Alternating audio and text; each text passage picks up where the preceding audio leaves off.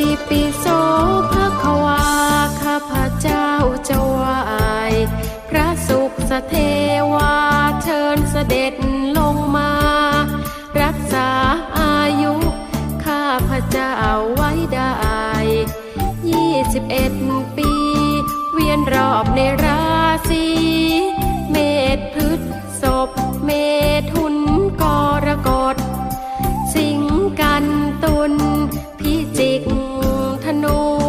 มังกรกุมมินต้องรักต้องจันต้องประเคราะห์ตัวนอกต้องประเคราะห์ตัวกลางต้องประเคราะห์ตัวในต้องประเคราะห์ตัวใดๆขอให้คุ้มเสนียดจันไร